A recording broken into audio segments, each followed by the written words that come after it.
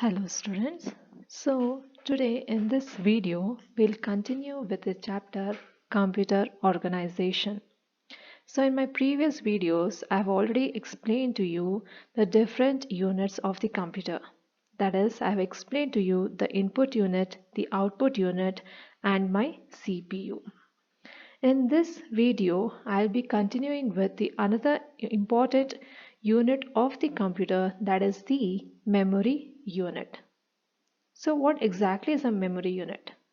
Memory unit is a part of the computer which provides us with storage for input data as well as the output data.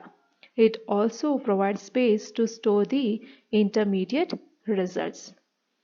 So that is our input memory unit. The computer memory, it is a storage device. It is used for storing programs as well as data that's actually required by CPU. Memory unit is actually measured in terms of bytes. So like temperature is measured in terms of degree Celsius or degree Fahrenheit, this computer memory is measured in terms of bytes. So what is a byte? Byte is made up of bits. So 8 bits of memory unit is equivalent to 1 byte.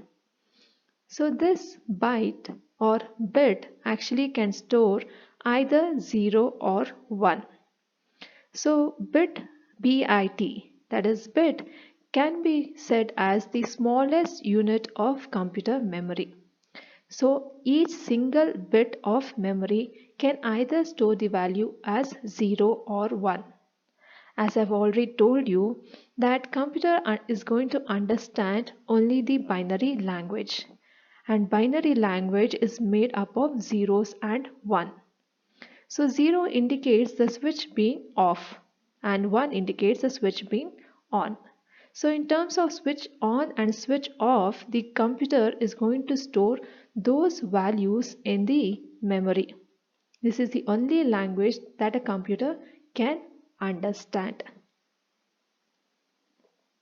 So this is a diagram that's representing 1 byte. So as I've already told you, 1 byte is equivalent to 8 bits. So you can see that each of this block, it actually indicates 1 bit. Okay, so in 1 bit I can only store the value 0. So the 0 over here, it indicates that the switch is being off. So this value is 0. Here the switch is on, so the value 1 is stored. So in this way we have 8 units, and the 8 units together is equivalent to 1 byte.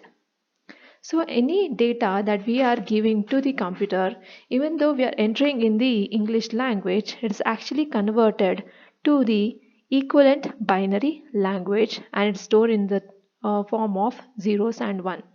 So the alphabet A can have the value as 0011.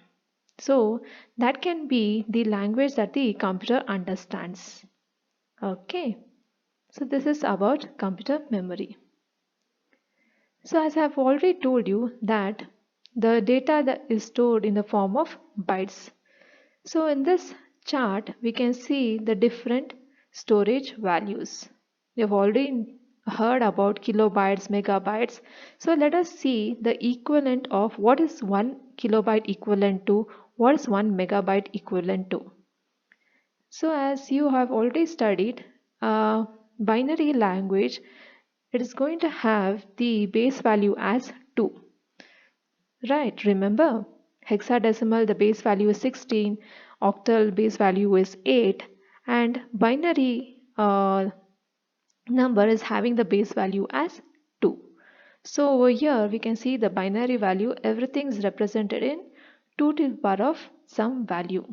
So let us look into the first one. So here byte, it is represented by B, capital B, and its binary value is nothing but 2 to the power of 0. So anything to the power of 0 is nothing but equivalent to 1. So 1 byte is nothing but 1 byte itself. So it is given as written as 1B. Then we have kilobyte. Kilobyte is represented as KB. So KB means kilobyte, and its binary value is 2 to the power of 10. So 2 to the power of 10 means 2 we are going to multiply 10 number of times. So it will be equivalent to 1024 bytes. This is the conversion to bytes. So we can say that 1 kilobyte is equal to 1024 bytes. So that's what has been represented over here. That is 1 kilobyte is equivalent to 1024 bytes. Then we have the megabyte. Megabyte is represented as MB, and its binary value is equal to 2 to the power of 20. So 2 we need to multiply 20 number of times, and this is the value we'll get. Or we can say that 1 megabyte is equal to 1024 kilobytes. So here we can see that everything is in the terms of 1024. It can be kilobytes, megabytes, gigabytes. So each time it's going to increase in that way. So you need not remember the number of bytes. Just remember the binary value, and it's equivalent to how many bytes over here. Okay. Then we have the gigabyte, that is GB, that is given as 2 to the power of 30, and that is nothing but 1024 megabytes. So the movies that we actually store will be in terms of gigabyte, right? Minimum will be like 2 GB of data. Whereas MB will be small video files, they'll be occupying storage in the form of MBs. And kilobytes means that will be just a normal word file. So that will be in terms of kilobytes. Then even greater than gigabytes is my terabytes. That is represented as TB and is equivalent to 2 to the power of 40. Each time we can see that the power is increasing by 10. So we had first 2 to the power of 10, 2 to the power of 20, 2 to the power of 30, 2 to the power of 40. So this terabyte is equal to 1024 of my gigabytes. So it goes in the opposite way. Then my petabyte, that is given as PB, that is equivalent to 2 to the power of 50. And that is equivalent to, so my petabyte is equal to 1024 terabytes. Then even more huge number of data is my exabyte, EB, that is equivalent to 2 to the power of 60 and is equivalent to 1024 PB, that is my petabytes. Then we have the zettabyte, then yottabyte. So zettabyte is equivalent to 2 to the power of 70 and it's equivalent to 1024 exabyte. And my yottabyte is equivalent to 2 to the power of 80 and it is equivalent to 1024 zettabyte. So this is the chart which is used to represent the memory units of the computers. So as of now we have having gigabytes of memory in our computers. So supercomputers, big computers that are used by scientists, they'll be having storage in the form of zettabyte or yottabyte. We in using the personal computers or our laptops will have maximum of gigabytes of memory.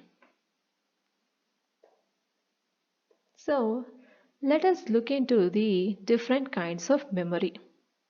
So computer memory is not one single memory, but there are different kinds of memory in it. So mainly there are two types of memory that's available in our computer.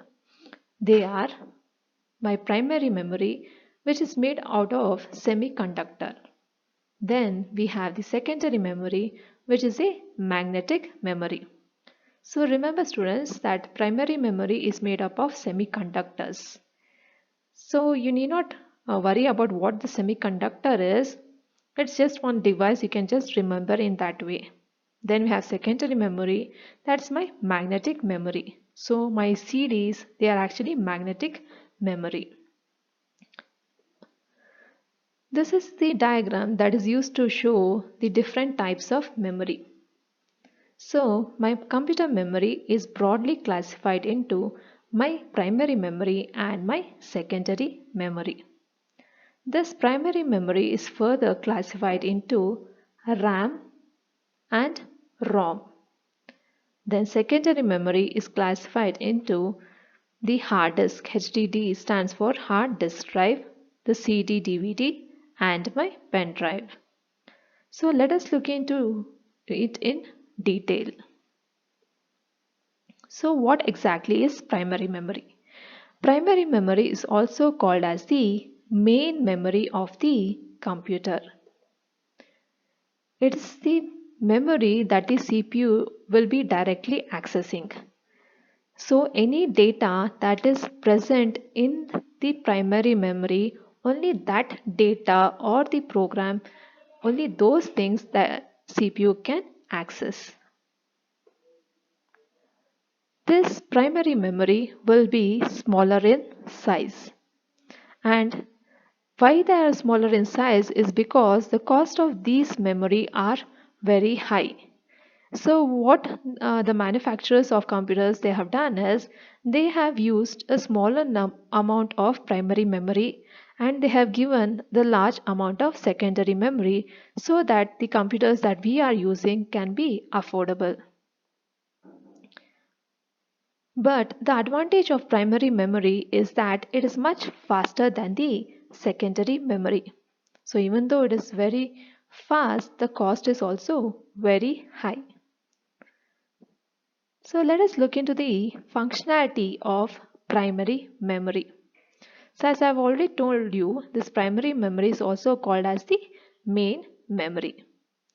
So this main memory is going to first contain the main software program, that is my operating system. I hope you students remember what is operating system. Operating system, it is the software that is going to control all my other software as well as my hardware. So this is the most important software. You can remember it in that way. So example of this operating system is my Windows. So once you turn on the computer and you start off the computer, the first program that will be running is my operating system. Right, Windows will start running. So if it has to run, it has to be placed in my primary memory because the CPU can only access or is going to execute only that data that is present in my CPU. So this primary memory will contain a copy of my operating system. So that the computer or my CPU can start executing that operating system. Then what else it is going to contain? This primary memory will temporarily store the copy of the application program that's currently being executed. So when I'm using my game application or I'm running my game application, what exactly is happening is that that game application will be temporarily stored in my primary memory. That is, my CPU will access that program and it will be executing that.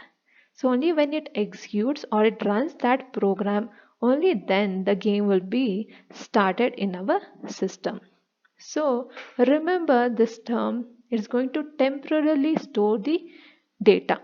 I'll tell you why it's going to be temporarily stored in my next video. Then it will temporarily store the data input, that is in the data input from my keyboard. As I've already told you that any data that we are going to enter through our keyboard or through our mouse will be stored temporarily in some memory. So that memory is nothing but our primary memory. So our primary memory will temporarily store that input data.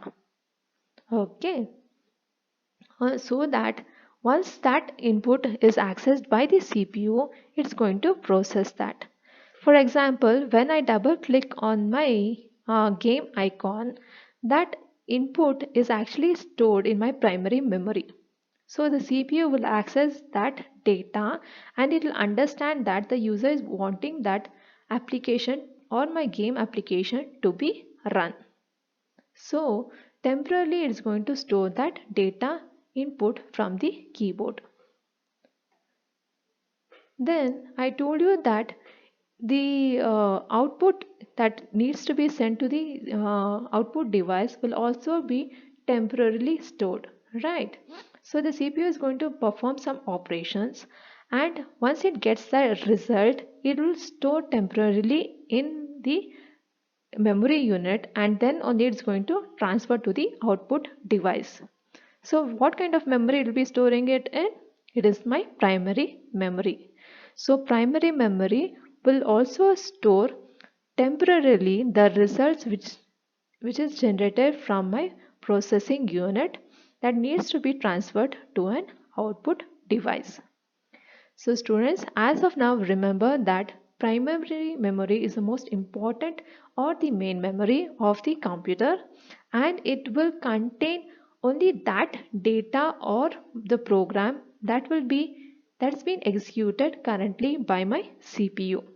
The CPU can only access that information, or it's going to execute that data or information that is placed in the primary memory. So all the applications that I'll be running, they will be first placed in my primary memory, and the CPU is going to access that and it's going to run that. So any input data that is sent will actually be stored first in the primary memory. The CPU will fetch from that and it will understand that. And once the CPU performs any operations, it will again store that data in the primary memory, and only then it will be sent to the output devices. So as of now, remember these topic, and then in the next video I'll further explain to you the different types of primary memory. So students, take care.